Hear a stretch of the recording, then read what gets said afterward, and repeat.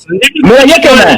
कुछ कार्यकर्ता जो भारतीय जनता पार्टी के हैं, वो भारतीय जनता पार्टी के शीर्ष नेतृत्व से नाराज भी है।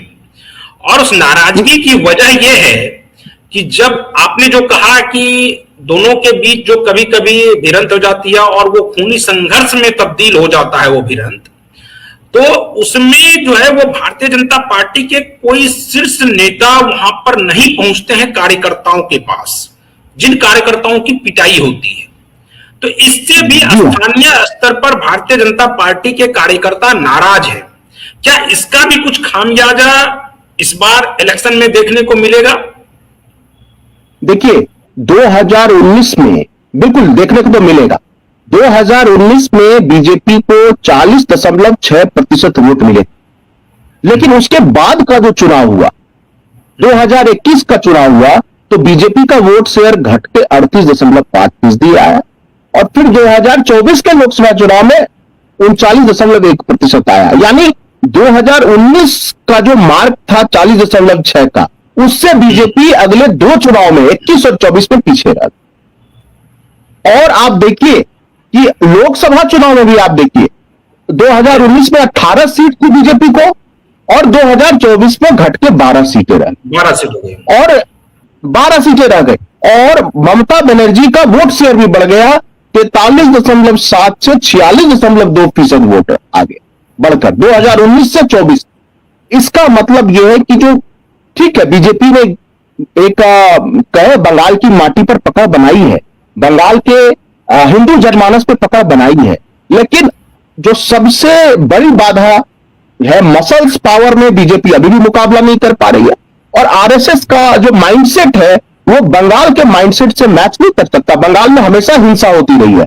जब सीपीएम की सरकार थी तब भी वो वायलेंस के दम पे थी और ममता बनर्जी जब उसमें संघर्ष करती थी सीपीएम के खिलाफ, लेफ्ट के खिलाफ, तो उन पर भी लाठी चार्ज करके उनका सर फाड़ दिया गया था। आप सोचिए, एक विपक्ष के सबसे बड़े नेता का सर फाड़ दिया गया था। ऐसा दूसरे किसी राज्य में नहीं होता।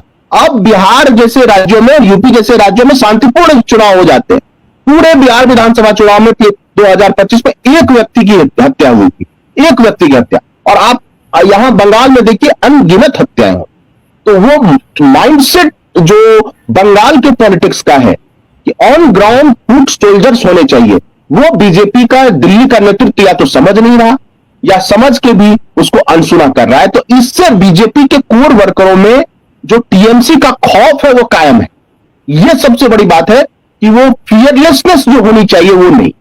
तो ये क्लब का आप मुकाबला कैसे करेंगे, मसल्स का मुकाबला कैसे करेंगे? टीएमसी का निश्चित रूप से इतने लंबे समय से शासन है तो उनका अपना एक आर्किटेक्चर है।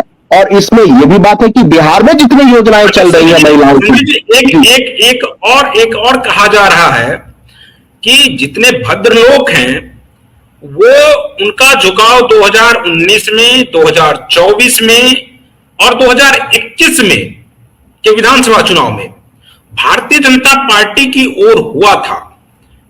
क्या इस बार जो 2024 में जो झुकाव हुआ या 2021 में जो झुकाव हुआ उसकी काट इस बार ममता दीदी ने ढूंढ ली? और इस बार ममता दीदी ने ठीक जिस दिन इलेक्शन अनाउंस होना था उस दिन ही 3:05 के आसपास उनका एक एक्स हैंडल पर एक ट्वीट आता है जिसमें डीए देने का ऐलान होता है। उसके अलावा जो खास करके जो मौलवी हैं या जो मदरसे के मौलवी हैं या फिर जो इधर से भी मंदिर में पुजारी हैं, उनके लिए भी 2000 रुपए देने की बात कही गई। क्या आपको लगता है कि इस बार भद्र लोग को भी रिझाने के लिए और इधर से यानी कि दोनों तरफ से एक प्रकार से साधने की कोशिश कर रही है ममता दीदी कि कोई भी वोट बैंक इधर उधर ना जाए? नहीं, देखिए मेरा ऐसा मानना है, देखिए हो सकता है कि दिल्ली में बैठे बीजेपी के नेताओं को लगता होगा कि वो भद्र लोग को साध लेंगे, लेकिन जो बंगाल का भद्र लोग है वो मूलतः सत्ता के केंद्र में है ममता बनर्जी की भी वजह से। और इससे पहले जब लेफ्ट था तो बुद्धदेव भट्टाचार्य हो चाहे ज्योति बसु हो, वो सब भद्र लोग को ही रिप्रेजेंट करते। और उससे पहले जब कांग्रेस का राज था तो विधान चंद्र राय और तमाम तरह के जितने भी नेता थे, या यहां तक कि ये श्यामा प्रसाद मुखर्जी, तो वो भी भद्र लोग को ही रिप्रेजेंट करते थे। तो भद्र लोग पावरलेस कम्युनिटी नहीं है। जैसे बिहार का जो सवर्ण समाज है वो एक तरह से कहिए कि वो राजनीतिक ताकत खो चुका है। लेकिन यहां चूंकि ममता बनर्जी हो या जितने भी उनके बड़े नेता हैं, वो सब के सब भद्रलोक कम्युनिटी से आते हैं और वो अभी भी टीएमसी के साथ खड़े हैं। इसलिए खड़े हैं कि उन्हें लगता है कि नेतृत्व उनके हाथ में है। जबकि देखिए बीजेपी ने जो कोशिश की, चाहे आप देखें कि उन्होंने ओबीसी कम्युनिटी को साधा, दलित में मतुआ समाज को साधने की कोशिश की, जिनको नामशूद्र भी कहा जाता है, और ट्राइबल एरिया जंगलमहल हो या आप नॉर्थ बंगाल के इलाकों को कह लें, कलिम्पोंग हो, ये सब यहां के हिंदुओं को साधा।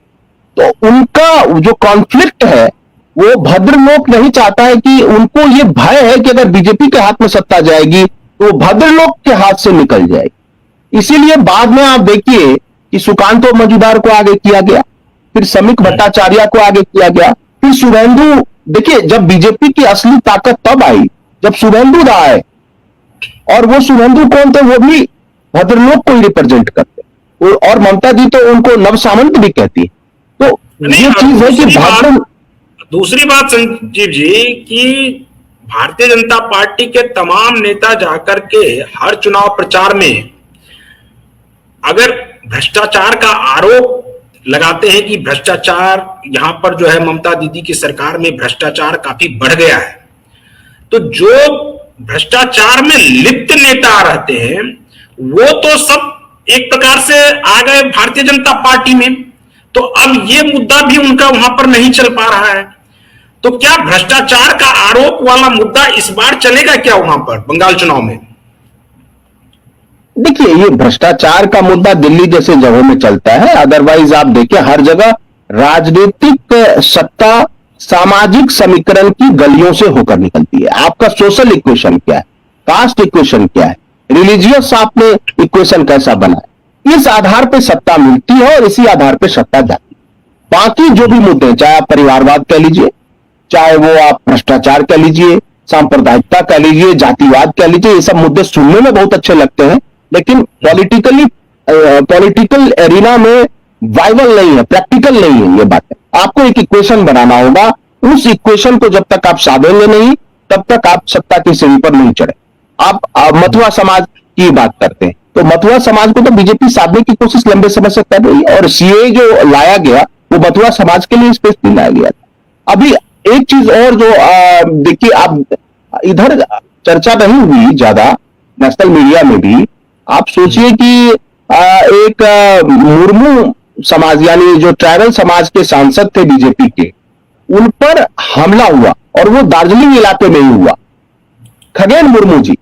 और खगेन मुर्मू जी जख्मी हो गए और टीएमसी के लोगों ने उन पर हमला किया। तो बीजेपी ने इसको वहां मुद्दा बनाया कि ट्राइबल सांसद भी सुरक्षित रहे। इसके बाद आप देखिए हाल ही में, चूंकि देखिए राष्ट्रपति जी गई है, महामहिम है, वो हेड ऑफ द रिपब्लिक है, तो उनको मैं पॉलिटिक्स की बात नहीं कर रहा हूं, मैं ये कह रहा हूं कि उनका भी जो कार्यक्रम था, वो दार्जिलिंग में जो कार्यक्रम था, वहां बहुत सारी अव्यवस्था थी। तो इसको भी बीजेपी ने यह कहा कि एक ट्राइबल प्रेसिडेंट का जो है डिसऑनर किया गया, अपमान किया गया है ममता बनर्जी की सरकार में, क्योंकि वो ट्राइबल वोटर्स को ये चीजें पसंद आती है, स्वाभाविक है।